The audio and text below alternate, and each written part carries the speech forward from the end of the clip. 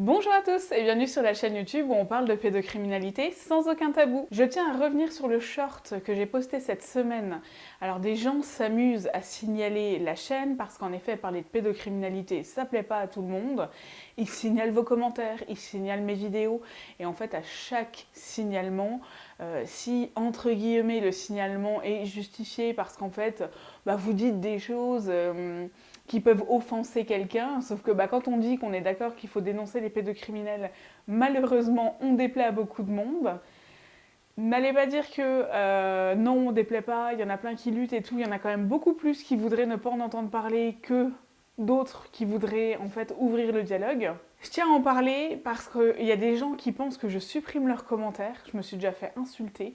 Sachez que je ne les supprime pas, que même si vous n'êtes pas d'accord avec moi, vous avez tout à fait le droit de commenter mes vidéos. Tant que vous restez poli, je vois pas d'utilité à enlever vos commentaires. Et le pire dans l'histoire, c'est que moi je reçois vos commentaires par email, je vois, allez, si je regarde dans les 5 minutes, je vois votre commentaire en bas de ma vidéo, et 1 heure plus tard, votre commentaire n'y est plus, quelqu'un l'a signalé. Et moi, je reçois en fait de YouTube comme quoi il y a des signalements sur ma chaîne qui expliquent qu'il y a des signalements et que du coup, il y a une modération automatique qui est faite. Sachez que c'est très frustrant pour moi et vraiment, je vous encourage, comme je le disais dans le short, à reposter vos commentaires, mais autant de fois qu'il le faudra, pour montrer votre avis en tout cas, mais sachez que moi, je les ai par mail, donc il n'y a pas de problème, j'y répondrai, il n'y a aucun problème. J'en parlerai parce que j'ai reçu vraiment énormément de réactions de gens qui ne veulent pas forcément que je sache, que j'identifie qui c'est, mais plutôt que je les montre sur la chaîne, etc. Et qui ont peur des fois de commenter en dessous de la chaîne YouTube. Mais il y en a aussi énormément d'autres qui commentent, qui débattent, etc. Et je trouve ça super nul que ce soit effacé et signalé. Je trouve ça décourageant. Mais en tout cas, je ne me découragerai pas, je continue les vidéos, ne vous inquiétez pas. Et je pense que c'est tous ensemble, en s'unissant, comme je l'ai dit toujours, qu'on va finir par y arriver. Mais sachez que ce n'est pas moi. Ensuite, deuxième point, l'association est enfin créée. Alors, depuis novembre, en réalité, depuis novembre 2022. Mais j'ai pas pu en parler avant, alors simplement parce que la paperasse, comme vous le savez, c'est compliqué. Alors même si l'association était créée, elle a été officielle en février 2023. C'est-à-dire que le tribunal a accepté nos papiers en 2023. Bonjour Pixel. Après, je ne sais pas combien de courriers. En fait, moi j'avais écrit en bleu, fallait pas écrire en bleu. Ou non, je crois que j'avais écrit en noir, fallait écrire en bleu. Enfin, c'était toute une histoire comme ça. Et pour tous ceux qui se demandent pourquoi je vais au tribunal pour enregistrer une association, c'est parce qu'en Alsace-Moselle, on va au tribunal pour une association. Donc voilà. Et si vous vous demandez ce que fait mon bras, il gratouille Pixel. Moi oui. Donc revenons à nos moutons et à notre vidéo de la semaine dernière où j'ai décidé de faire 3 vidéos pour parler de l'inceste, le poids du secret. Pourquoi ? Parce que quand j'ai reçu vos réactions, je me suis dit c'est pas possible. Finalement, je peux pas traiter ça en une seule vidéo qui clairement durerait au moins 45 minutes. Donc voilà, je vais vraiment fractionner ça en 3 vidéos et je pense qu'au moins je pourrai mieux en parler et en tout cas mieux parler de vos avis. La première vidéo, donc vous êtes dedans là actuellement, elle va parler de pourquoi les victimes parlent. Parce que finalement, le poids du secret, mais qu'est-ce qui nous amène à en parler? Qu'est-ce qui nous amène à libérer la parole? Et qu'est-ce qui amène des victimes à 40 ans à libérer la parole par rapport à d'autres victimes, comme moi par exemple, qui en ont parlé pour la première fois à 13 ans? Mais sachant que moi, mes premiers souvenirs datent de quand j'avais 4 ans, pourquoi finalement j'en ai parlé que à 13 ans? Il y a énormément de raisons que je vais pouvoir vous donner et finalement elles sont communes à beaucoup de victimes. Ciel, comme c'est étonnant. La première, la culpabilité. Ça, j'en parlerai plus en détail dans une autre vidéo, ce sera la 3e vidéo. Mais la culpabilité de se dire on va détruire la famille. On sait que c'est pas bien, mais souvent la personne qui fait ça est très respectée en fait dans la famille, elle a un rôle un peu de mentor, elle a un rôle aussi de dirigeant, donc c'est un peu compliqué de parler.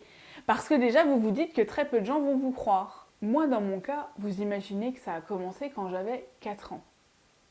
Est-ce que vous pensez, et c'est tout bête, que le corps d'une enfant de 4 ans est prêt à recevoir des agissements d'adultes? Et je le dis poliment. La réponse est clairement non. Enfin, ça fait tellement mal dans le corps. Je ne sais même pas comment décrire ça. Enfin, l'impression que votre corps, c'est du verre à l'intérieur et que le verre se brise et s'écrase contre votre chair. C'est exactement ça. Ça fait tellement mal, les agissements d'adultes sur un corps d'enfant, qu'on a mal. On a mal en soi, mais le pire, c'est qu'il faut cacher la douleur.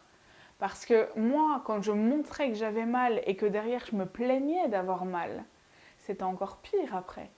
Donc si vous vous dites « Mais pourquoi n'est pas aller voir sa maman pour lui en parler ?» Ben pourquoi? Parce que mon agresseur me terrorisait tellement quand j'osais me plaindre, et il me disait surtout « Personne ne te croira de toute façon ».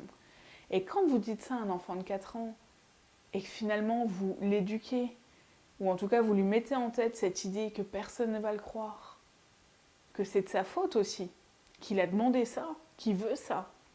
Moi, il me disait « C'est parce que t'as mis ta petite robe comme ça aujourd'hui que je t'ai fait ça. En gros, t'as voulu me séduire et c'est pour ça que j'ai fait ça. » Mais à quel moment un enfant a envie de séduire un adulte? Même si certains psychologues, certains psychiatres ont écrit plusieurs thèses là-dessus, disant que en fait, les petites filles ont envie de séduire les hommes, mais absolument pas. La petite fille, la première personne qu'elle veut séduire, c'est elle-même. Elle veut plaire aux adultes, elle ne veut pas plaire à quelqu'un en particulier. Ça va pas bien. C'est pas parce que lui, il a cette vision-là de la petite fille, que la petite fille a cette vision-là de lui. C'est un adulte. Dans sa tête, il est complètement déréglé, complètement pervers pour être attiré par une petite fille, pour lui faire ça. Donc déjà, il y a aussi cette douleur physique. Ensuite, l'agresseur vous façonne des barrières. Ça veut dire que quelque part, il fait partie de votre éducation. Donc il vous explique que vous n'êtes rien, que vous ne valez rien, que votre parole ne vaut rien, comme je n'arrête pas de le dire, que vous ne savez pas, que vous ne comprenez pas, et qu'en gros, si vous voulez l'arrêter, vous n'y arriverez pas. Il est plus fort que vous. Et même quand vous grandissez, et ça c'est hallucinant, parce qu'il arrive en fait à créer cette espèce de tellement gros mal-être, hein, que même quand vous grandissez, moi pendant longtemps j'ai été persuadée que mon agresseur, même en ayant 28 ans, en ayant 25 ans, en ayant 20 ans, en ayant 18 ans, comme quand j'avais 4 ans, que mon agresseur était plus fort que moi. Que s'il me mettait une pichenette, je volais. Qu'il était fort, qu'il avait de la force. Sauf que mon cerveau s'est tout simplement arrêté à la force qu'il avait par rapport à moi, la petite fille de 4 ans. Et c'est ce que je dis dans plein de vidéos. Il n'y a rien de courageux à agresser un enfant. Si vraiment vous voulez vous prendre pour un gros bras, allez donc attaquer un adulte. Bon, je dis ça, je ne vous conseille pas d'aller attaquer un adulte, mais vous m'avez compris. Si vous faites le malin en disant que l'enfant l'a voulu, moi je pense surtout que s'attaquer à un enfant, c'est pas très courageux, quoi. Passons là-dessus. Mais dans tous les cas, l'enfant se construit avec ça. Se construit avec cette image de lui-même déjà qui est restée bloquée à un certain âge, alors souvent à l'âge du début des agressions. Il est resté bloqué avec cette image un peu d'idole, de mentor dans la famille, hein, pas pour lui, parce que nous on sait très bien, moi je savais très bien comment était mon agresseur et je ne l'admirais absolument pas. C'était quelqu'un qui me foutait plutôt une trouille bleue.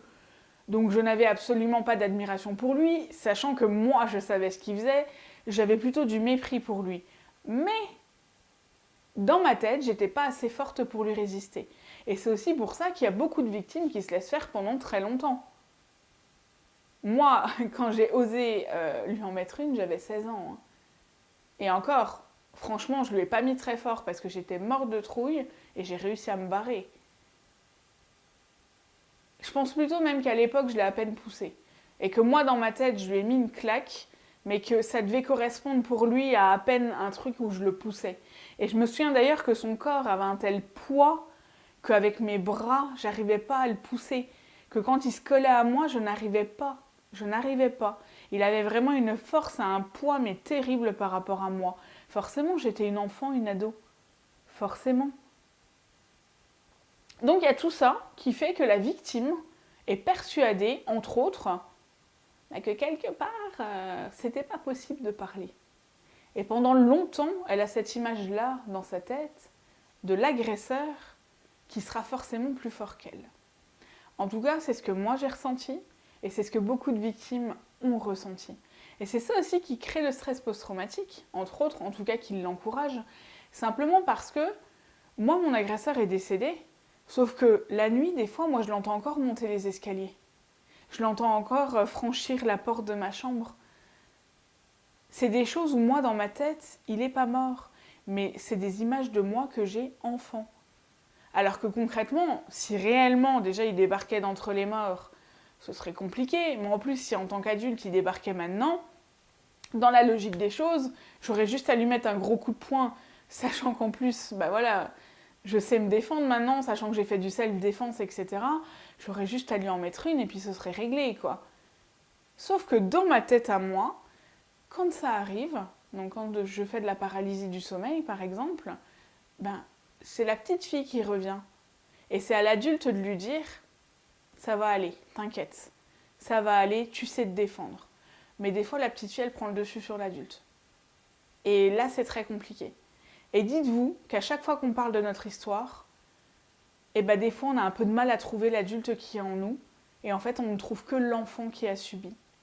Et moi, il a fallu des années et des années de thérapie pour que quand j'en parle, ce soit l'adulte qui en parle, ce soit moi, Anna Vicente, qui est maintenant en 2023, qui est devant vous, et pas la petite fille. Parce qu'avant, c'était la petite fille qui d'ailleurs, quand on l'accusait d'un peu l'avoir voulu, ne savait pas se défendre, qui n'osait pas dire aux gens qui disaient des choses un peu ridicules par rapport à la pédocriminalité, et qui n'osait pas trop dire qu'elle s'engageait. Et finalement, maintenant, je me laisse plus faire. Mais il a fallu 12 ans de thérapie, il a fallu 12 ans pour en reparler déjà, et au total, ça fait 7 ans que je suis une thérapie. Donc vous imaginez qu'au bout de 7 ans de thérapie, je peux en parler en tant qu'adulte. Et finalement, j'avais 13 ans quand j'en ai parlé la première fois, donc cette année, ça fera 17 ans. 17 ans que j'en ai parlé. 17 ans que j'ai ouvert ma bouche la première fois, 17 ans qu'on m'a stigmatisé, 17 ans qu'on ne m'a pas cru. Vous imaginez bien qu'il a fallu reconstruire tout ça, il a fallu reconstruire l'image de moi-même que j'avais. Et surtout, quand on vous traite de menteur comme ça sur un sujet qui est aussi important, c'est un peu compliqué. C'est un peu compliqué de vous-même vous apporter du crédit ensuite. Donc il a fallu reconstruire tout ça, comme je le dis, pour ensuite en arriver là et à parler. Donc si vous êtes victime aujourd'hui et que vous vous dites « mais pourquoi je parle pas ?» déjà, je pense que vous allez vous reconnaître dans énormément de choses de ce que je viens de dire avant. Et en plus, sachez que moi, ça date pas... ça fait pas 10 ans que j'en ai parlé. Alors si, j'en ai parlé quand j'avais 13 ans la première fois, mais ça fait pas 10 ans que je me suis engagée contre la pédocriminalité et que j'en parle publiquement. Loin de là. Donc ne vous découragez pas. Si vous êtes prêt à en parler, parlez-en. Mais je pense que si vous regardez ma vidéo, vous voyez tout à fait de quoi je parle. Et si vous êtes un proche de victime et que vous regardez ma vidéo, voilà entre autres une des raisons pourquoi les victimes ont le poids du secret et du coup pourquoi elles n'en parlent pas tout de suite. J'attends vos réactions. S'il y a besoin, je referai plus de vidéos que 3 sur ce sujet-là. N'hésitez pas à m'envoyer des messages privés si vous voyez que vos commentaires sont supprimés. N'hésitez surtout pas même à utiliser le mail de l'association pour nous écrire. Il n'y a aucun problème. Si jamais vous voulez qu'il n'y ait que moi qui lise l'email que vous envoyez, en titre, vous marquez simplement « pour Anna ». Et on comprendra, ils me transféreront les mails, il n'y a aucun problème. Ou sinon, j'irai moi-même ouvrir le mail, il n'y a aucun problème. Je vous dis à bientôt et surtout, n'hésitez pas.